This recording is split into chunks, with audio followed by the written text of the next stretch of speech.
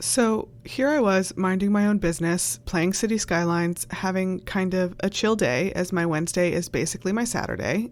Then Prince Harry said, no, I'm going to give you something to talk about.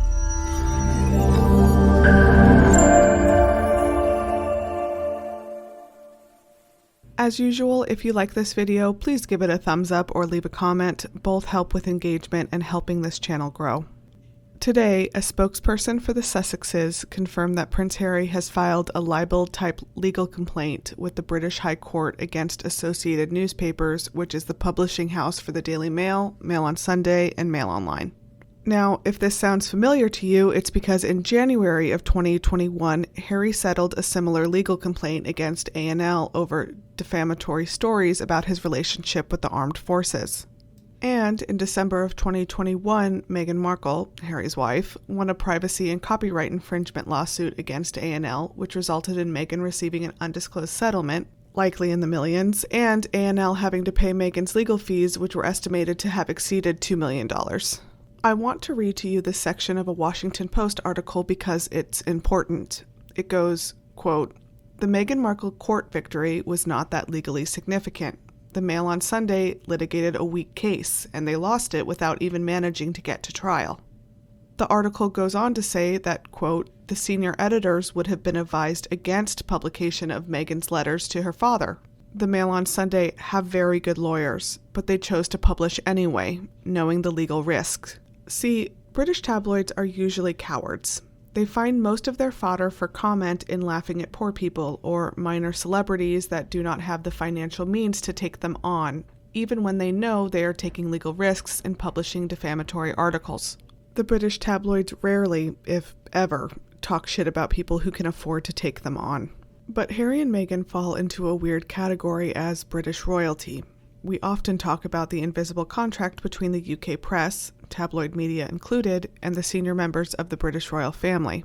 Tabloid rota journalists, using that term lightly, are given access to the family and in exchange can act as the family's PR when needed. It is a tense agreement, as Prince Harry himself will tell you, but it is in place. It's why Harry's lawsuit will be front-page news for days, while Kensington Palace trying to bully Danish press into not asking Kate certain questions on an official visit will never see the light of day in a British newspaper. It's why they use photos that look like this and not like this. While there is plenty of precedent when it comes to senior members of the firm suing tabloid publishers, the cases do appear few and far between when you consider that the royal family is really these publishers' bread and butter. And as defamation is much easier to prove in the UK, you would think the family would have had plenty of opportunities to sue. But that pesky invisible contract. So we get back to that weird category Harry and Meghan find themselves in. The tabloids are used to treating them like senior members of the firm, so they are more willing to print what is obviously defamation or an invasion of privacy because in the past that invisible contract made it less likely that a member of the family would pursue legal action. But Harry and Meghan have left the senior working ranks of the family, with the invisible contract playing a pretty big role in that decision to leave. They are no longer constrained, and now also fall into the category that rags like the Daily Mail usually don't touch: wealthy folks who can afford to sue them. The deranged and the publisher will likely start screaming about how supposedly sue-happy the Sussexes are. But all of their lawsuits have fallen under their shared mission statement when it comes to the press: that nobody should be able to invade someone's privacy and publish lies about them for money, and that these invasions and lies come at a real cost. A statement I'm pretty sure would get almost universal approval if you take Harry and Meghan's names away from it.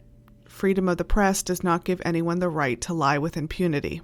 We don't know which specific headlines this lawsuit is about yet, although many are already speculating it's about the Daily Mail's discussion over Harry's bid for his family's security while in the UK.